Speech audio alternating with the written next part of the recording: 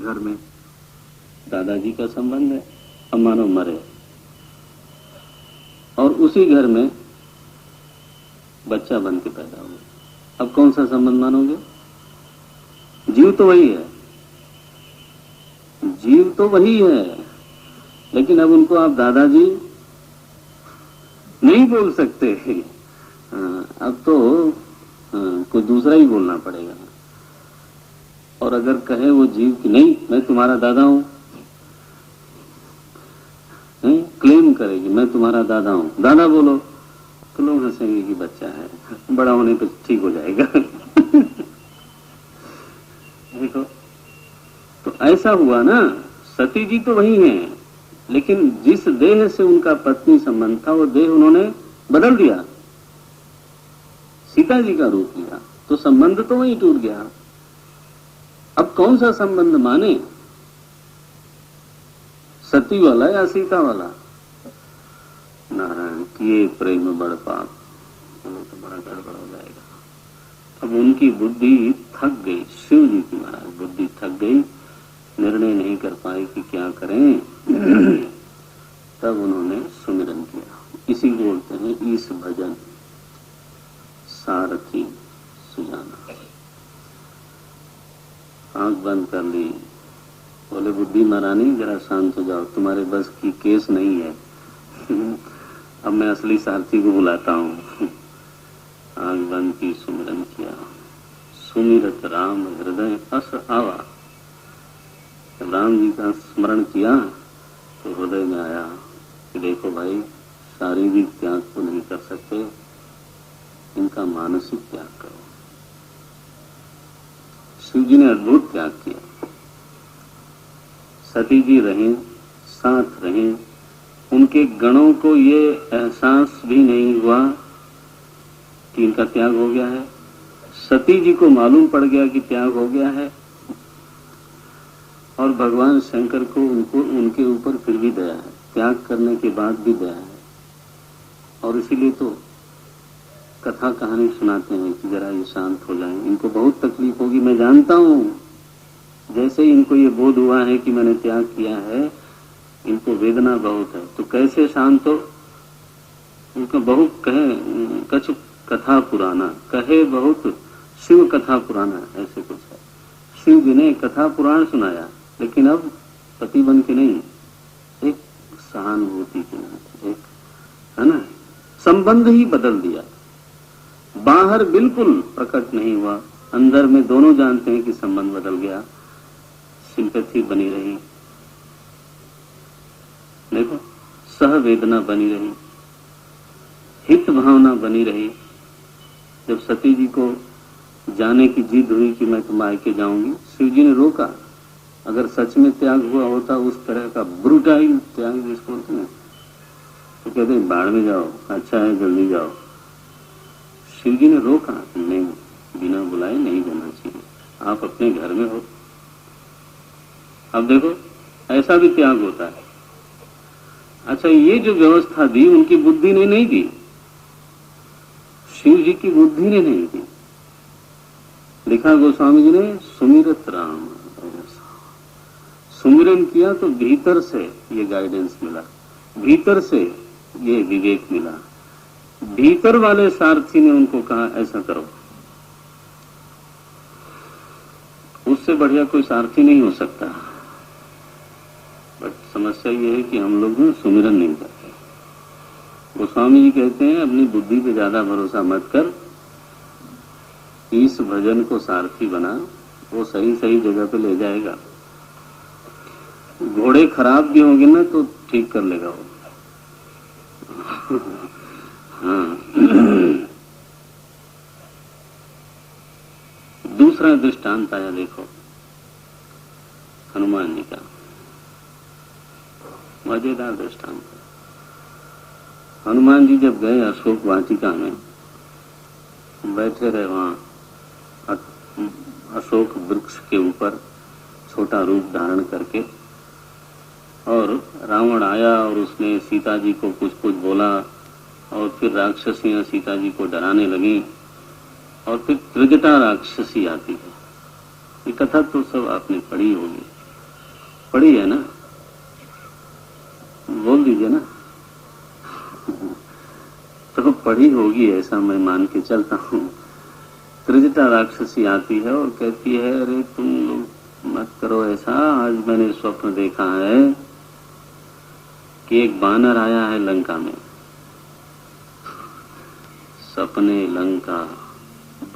सपने बानर लंका जा रहा। उसने कहा एक बानर आया है लंका में, ऐसा मैंने सपना देखा है। हनुमान जी के कान खड़े हुए होंगे कि ये तो गड़बड़ हो रही है लगता है। लोग स्वप्न में भी जासूसी करते हैं, कमाल है। तो आगे बोलती है कि वो बानर आया है, इतना ही नहीं उसने लंका जला दी। हनुमान जी को लगा कि ये तो आदेश नहीं मिला था हमें तो नई सूचना मिल रही है, नया ऑर्डर पास हुआ। क्योंकि वो तो हमें केवल इतना ही कहा गया था कि कहीं बल विरह तात समझा जाओ, जानकी जी के पास जाना, उनकी सुधि लेना, उनको मेरा विरह बताना कि मैं बहुत दुखी हूं, लेकिन ये भी बताना कि मैं कितना बलवान हूं, त्रिभुवन में कहीं भी कोई भी कुछ किया होगा तो उसको ठीक कर दूंगा, निर्बल नहीं हूं, आई एम कमिंग, ये बताना। कहीं बल विरह, दो चीज बताना। अब जलाने के लिए तो कहा ही नहीं था, अब मैं क्या करूं।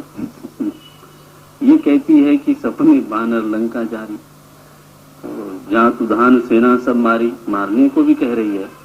तो ये तो कुछ नया नया चल रहा है। बहरहाल चुपचाप बैठे रहे। इसके बाद सीता जी से बातचीत हो गई, फल खाने गए तो जातुधान लोग आए, बोले ठीक है, प्रसंग आ गया। तो उनको ठोका पीटा मारा, जो भी करना था मारा। इसके बाद जब लंका दरबार में गए पकड़ पकड़ के, और रावण ने कहा कि इसकी पूंछ में आग लगाओ, तो यार बात सही लगती है। पुष्टि हुई ना बाहर से, इशारा मिला। अच्छा, ये इशारा कौन ग्रहण कर सकता है? जिसका मन जरा भगवान की ओर लगा हो, वही देखता है कि इस परिस्थिति में उसका इशारा क्या है, इस परिस्थिति में उसका हुक्म क्या है, इस परिस्थिति में हमारा क्या स्वार्थ है, ये हम लोग देखते हैं। और जो भगत है वो क्या देखता है, उसका इशारा क्या है, वो क्या चाहता है, इस परिस्थिति के जरिए हमसे वो क्या चाहता है। तो उनको लगा कि ये तो बिल्कुल ठीक है, लगता है कि जलाने का काम सौंप दिया गया है, फिर भी पक्का नहीं हुआ ना। पूंछ में आग लगा दी गई और वो बच के निकले, छत पे चढ़े और सोच रहे हैं, अब पढ़िएगा रामायण, थोड़ी देर के लिए वो वहां सोच रहे हैं करना क्या चाहिए। इसी बीच में चले मरुत 49 आंधी चली महाराज, और मानो उनके कान में कह गई, हनुमान जी शुरू करो, अब कर्म कांड शुरू करो। तो ऐन मौके पे जब वो छत पे पहुंच गए हैं, पूंछ में आग लगी है और 49 हवाएं चल पड़ी, तब उन्होंने कहा बस सब ठीक है, पुष्ट है बिल्कुल, ईश भजन सारथी। उन्होंने हाँक दिया है घोड़ा, अब काम शुरू, जला दिया। अब देखो, उनको जो इशारा मिला भजन किया हुआ मन था, इसलिए उनको मिला। और जो भजन किया हुआ मन नहीं होता वो कहने पे नहीं समझता, इशारा तो क्या समझेगा। सीधा सीधा कहा रावण को, किसने? मंदोदरी ने, विभीषण ने, माल्यवान ने, किसने नहीं कहा उसको? तो सुना नहीं। देखो, एक है कहने पे नहीं समझता, दूसरा है बिना कहे परिस्थितियों में से इशारे देख लेता है। क्यों देख लेता है? भजन है ना उनके पास, इसलिए बहुत सुंदर बात है ये। अपने भीतर सारथी तो भजन को ही बनाना चाहिए। जब बुद्धि महारानी जरा गड़बड़ा जाए तब आंखें बंद करो, सुमिरत राम, पूछो महाराज आप बताओ, अब हमारी तो हो गई है ना, सुमिरत राम हृदय अस आवा, इस भजन सारथी सुजाना, विरत चर्म संतोष पाना। अब कल देखेंगे नारायण। विरति चर्म संतोष कर। पाठ कर लें फिर आरती करेंगे। कृपा निधाना जहीं दे होई चंदन आना, सौरज धीरज तहिरथ चाका, सत्यशील दृढ़ ध्वजा पताका, बल विवेक दम परहित घोरे, क्षमा कृपा समता रज जोरे, ईश भजन सारथी सुजाना, विरति चरण संतोष कृपाना। इसको बंद।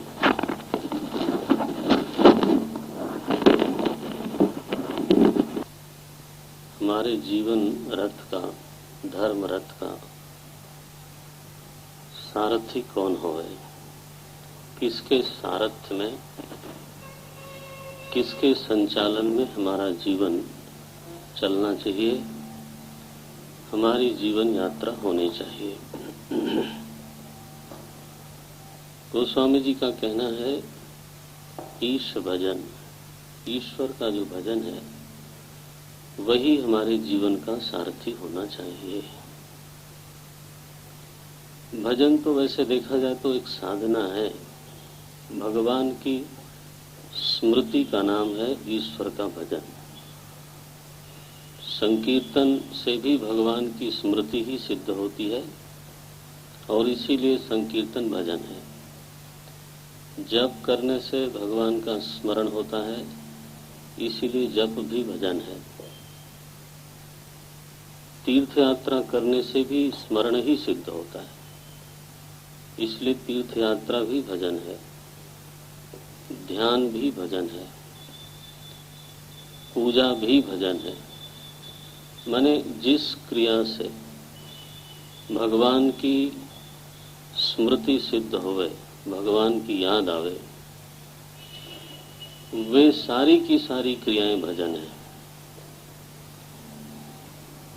किसी क्रिया विशेष का नाम भजन नहीं है।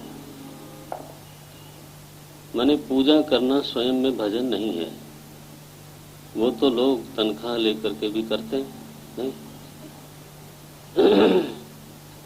पेमेंट के ऊपर वेतन लेकर पुजारी को वेतन दिया जाता है, वो पूजन करता है, तो भजन तो नहीं बोल सकते उसको।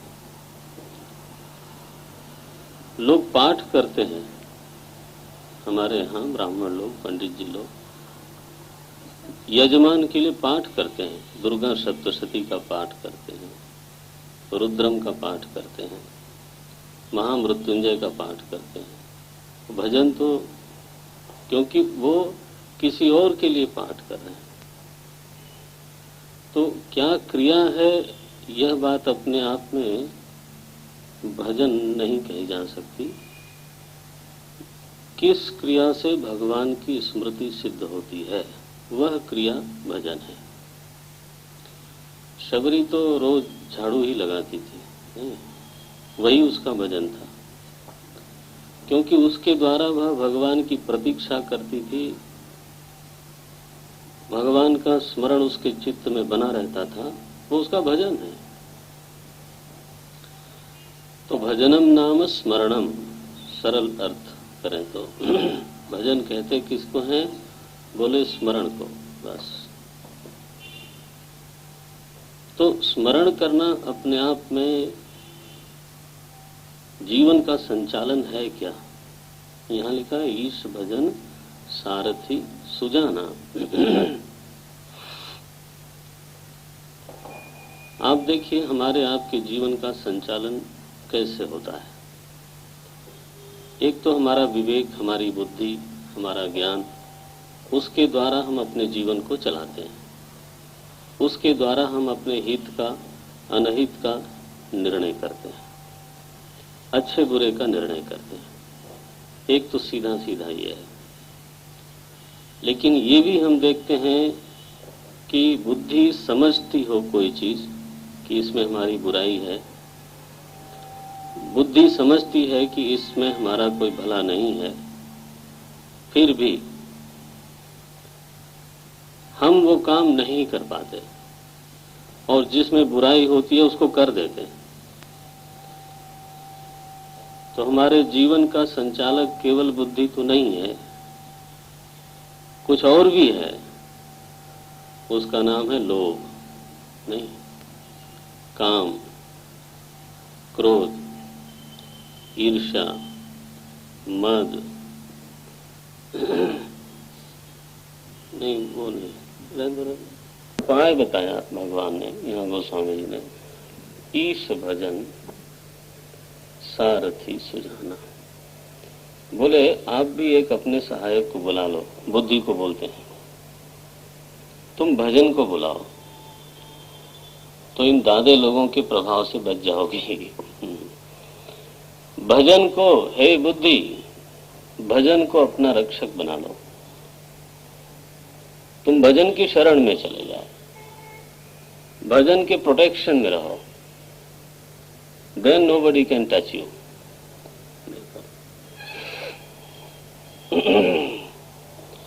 इसलिए कल मैं कह रहा था, भजन से अनुग्रहित जो बुद्धि है वो हमारे जीवन रथ का संचालन कर सकती है, और भजन से रहित, भजन से वंचित जो बुद्धि है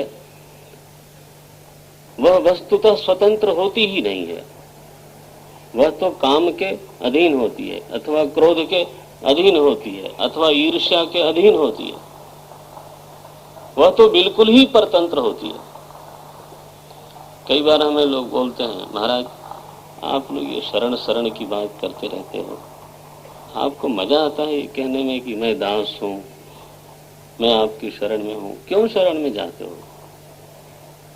आप में सेल्फ कॉन्फिडेंस नहीं है।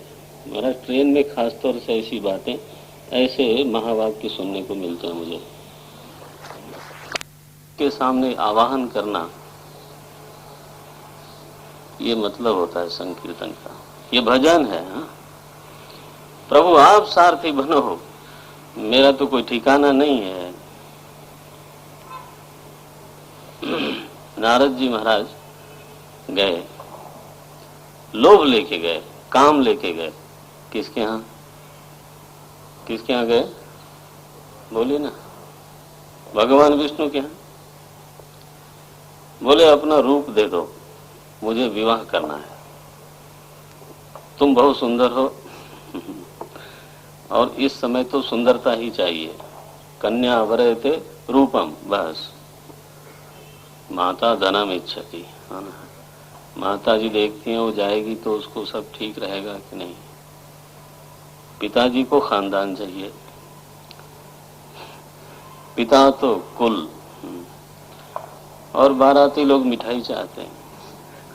मिष्ठान्नम इतरे जना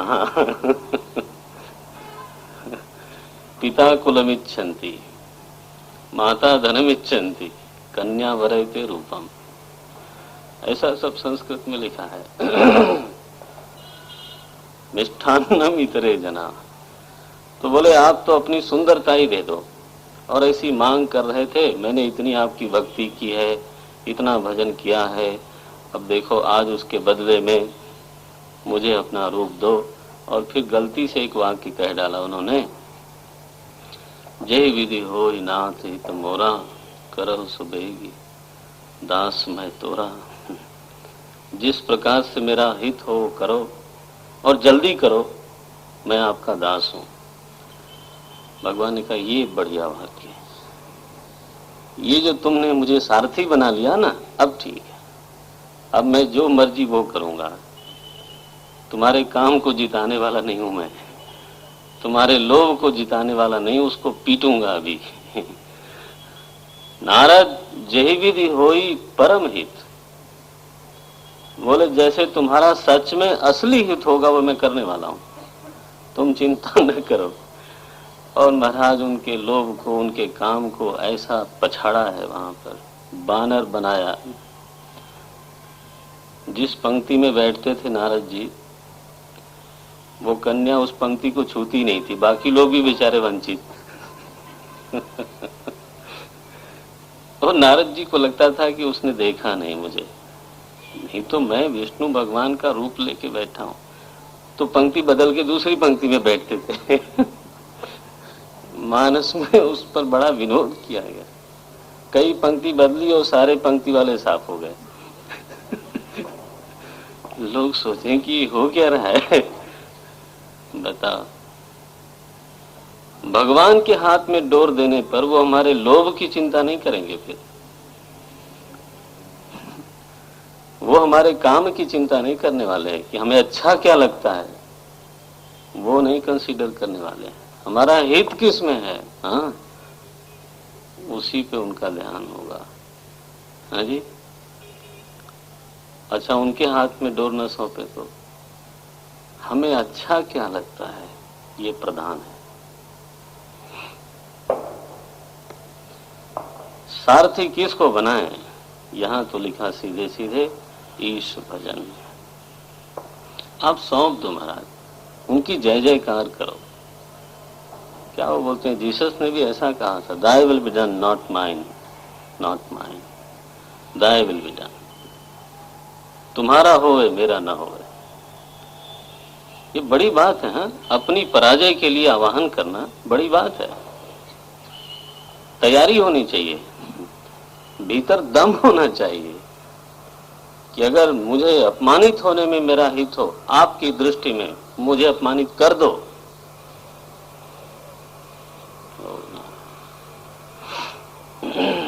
इसलिए श्री राम जयराम आखिरी, इसीलिए आखिरी दिन बताया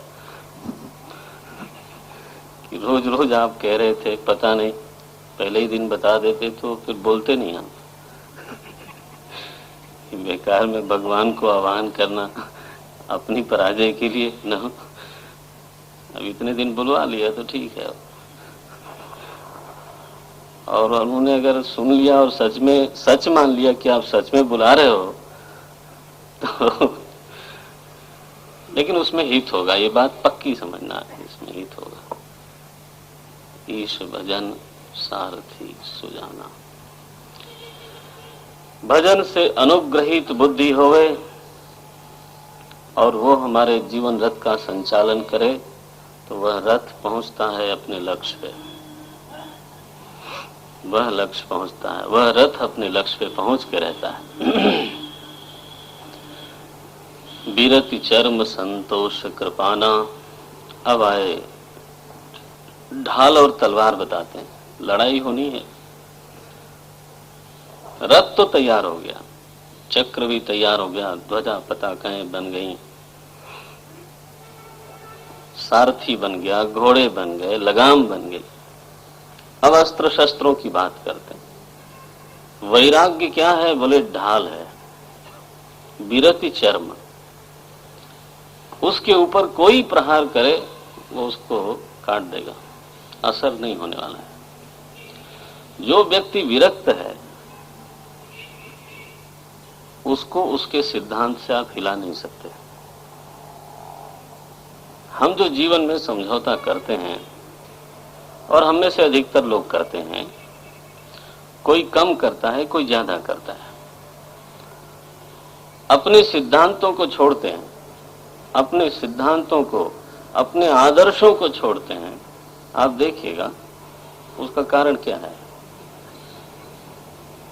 कि अगर हम अपने आदर्श पे बने रहे तो मेरी सुविधा खतरे में है, मेरा ऐश्वर्य खतरे में है नहीं, हमारा राग खतरे में है। अपनी सुविधा जाने का भय होता है और इसी कारण से हम वहीं पर झुक जाते हैं, कंप्रोमाइज करते हैं। जिसके जीवन में सुविधा का लोभ कम है वो कम कंप्रोमाइज करता है, जिसके जीवन में सुविधा का लोभ ज्यादा है वो ज्यादा कंप्रोमाइज करता है। वो इतना कंप्रोमाइज करता है कि he stands nowhere really speaking.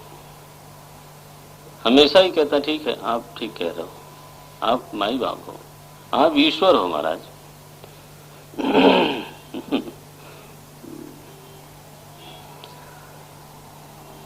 एक आईपीएस ऑफिसर,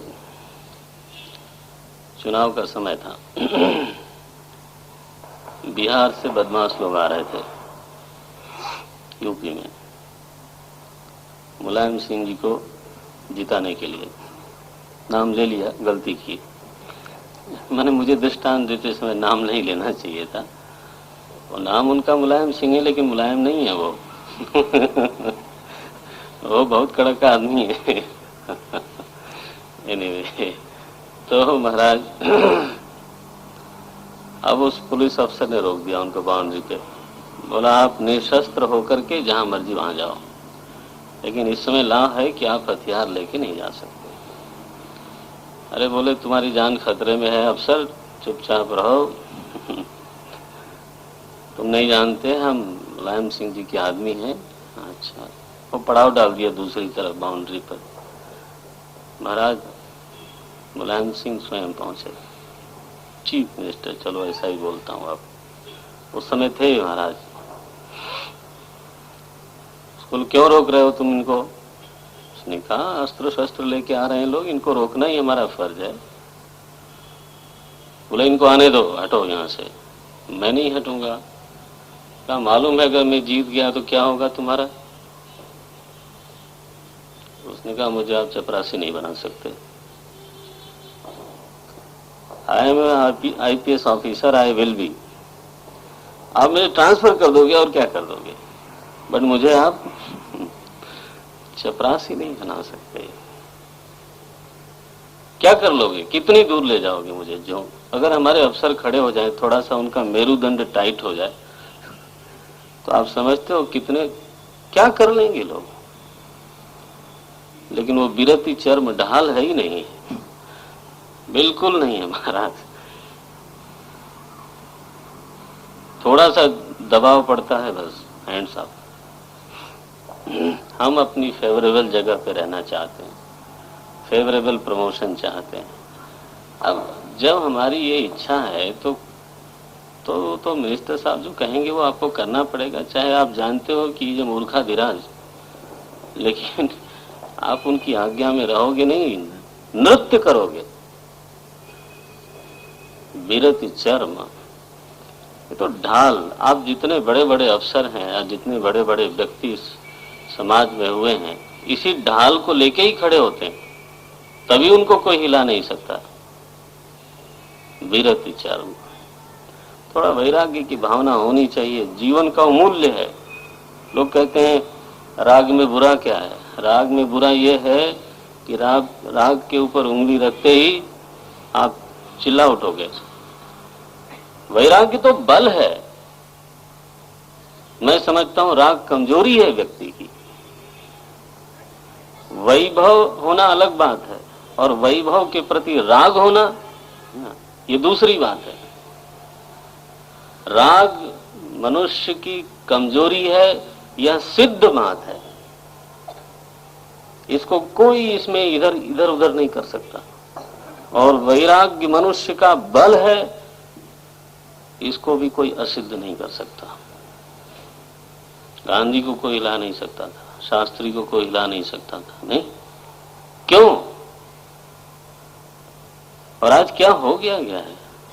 ये ढाल गायब, सीधा प्रहार पड़ता है। बिरति चर्म, संतोष कृपाना। संतोष तलवार है, वैराग्य ढाल है, दो। अब देखा जाए तो संतोष भी ढाल जैसी लगती है ना। लेकिन उसको प्रहारात्मक बताया है, वह मानो कि उससे प्रहार किया जाता है, ऑफेंस किया जाता है। उससे रोका नहीं जाता, बल्कि उससे प्रहार किया जाता है। संतोष कृपाना, कृपाण माने तलवार। संतोष वृत्ति होती क्या है? संजात अलम प्रत्ययः। शंकराचार्य जी महाराज कहते हैं, जब हमारे भीतर अलम प्रत्यय जग जाए। अलम माने जो कुछ है वो हमारी आवश्यकता से थोड़ा ज्यादा है ना। बस ये अलम प्रत्यय बस ज्यादा हो रहा है, यह वृत्ति जब भीतर आती है, आप समझिए उसी का नाम है संतोष। और थोड़ा और है ना, इसी का नाम है तृष्णा, लोभ।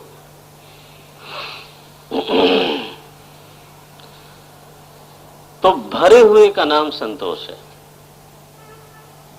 नहीं, परिपूर्णता की अनुभूति का नाम संतोष है। अहम परिपूर्णोस्मि अधुना इदानीम परिपूर्णता जाता, अब भर गया है, अब नहीं चाहिए जी। भोजन में आपके स्वाद की चीज बनी हुई हो और भर जाए आप कंठ तक, अब नासिका तक पहुंचने की तैयारी हो, तब आप कहते हैं बस। अरे आपके स्वाद की चीज बनी है भैया, बस करो। आप परम विरक्त होते हैं उस समय। कोई विरक्त नहीं, भर गए हैं बस। उस समय बढ़िया से बढ़िया कोई चीज दिखाए, आप उस लोभ को, उस प्रलोभन को काट दोगे कि नहीं? काट दोगे? नहीं, अब नहीं। यह जो वहां कहा जाता है, आग्रह किया जाता है और आप उसको मना करते हो, काटते हो, तलवार का काम हुआ ना। प्रलोभन का गला काट देना ये केवल संतोष के बस की बात है। व्यक्ति यदि भीतर से भरा हुआ न हो तो प्रलोभन की चपेट में जरूर आएगा, जरूर आएगा। खाली हो तो कितने दिन वैराग्य करेगा वो, भरा हो तो मामला ठीक है। तो जिसको जीवन का रथ ऐसा बनाना है, उसको अस्त्र शस्त्र भी ठीक ही ठीक जुटा लेने चाहिए। एक तो वैराग्य का बल अर्जित होना चाहिए, एक और कहा संतोष प्राप्त करना चाहिए। अब संतोष कोई दुकान पे तो मिलता नहीं कि ले आए 2-4 किलो, वो तो मिलता नहीं। कहां से लाएं फिर? बोले आनंद का स्रोत आप थोड़ा कहीं भीतर ढूंढ लो। आप ये न समझो कि आनंद का स्रोत केवल रूप में है, रंग में है, स्पर्श में है, स्वाद में है, सुगंध में है। केवल यहीं पर आनंद है ऐसा नहीं है। आनंद के कई स्रोत हैं, कई चश्मे हैं, उर्दू में बोला था, कई निर्झर हैं। आप देखो स्वास्थ्य में भी आनंद होता है, साहित्य का आनंद अलग होता है, संगीत का आनंद अलग होता है। वो तो भोजन के आनंद से अलग है।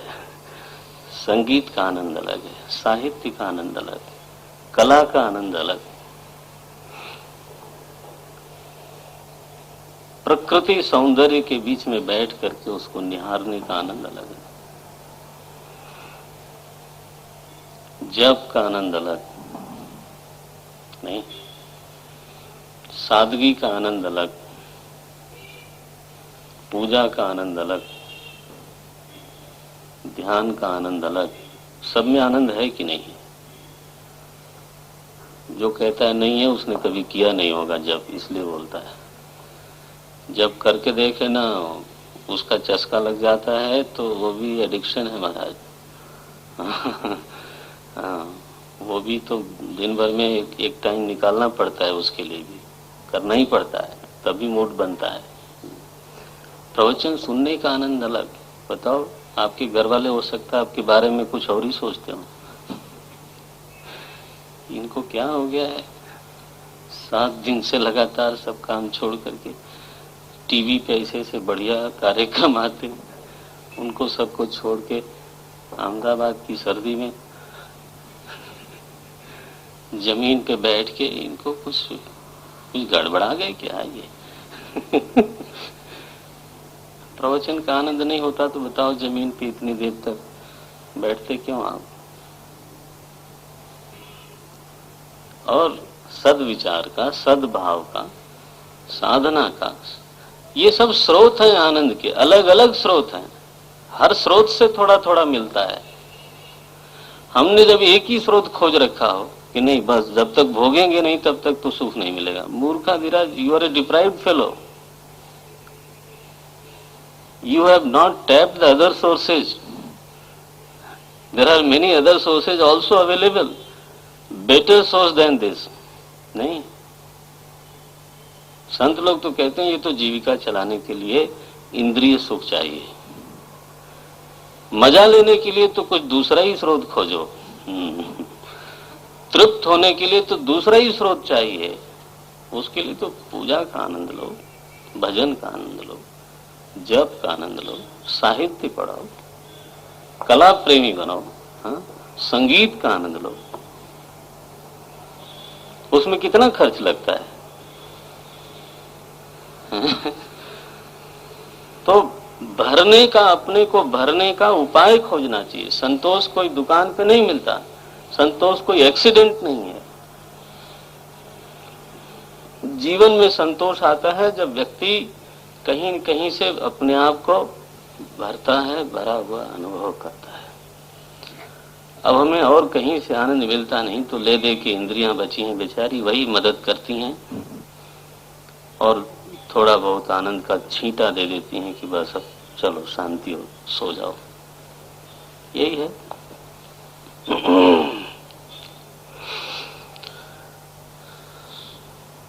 भरें अपने को, तृप्ति के हद तक ले जाएं, संतोष कृपा ना हो। और अगर आत्मनिष्ठा आ जाए तो, शरणागति सिद्ध हो जाए तो क्या कहना। सुखी मीन जहाँ नीर अगाधा, जिमि हरि शरण न एको बाधा। सुखी मीन, गहन गंभीर जल हो, उसमें मछली को चिंता नहीं होती कि पानी कम हो जाएगा। शरणागति सिद्ध हो गई हो, हाँ, जीव को चिंता नहीं होती कि मैं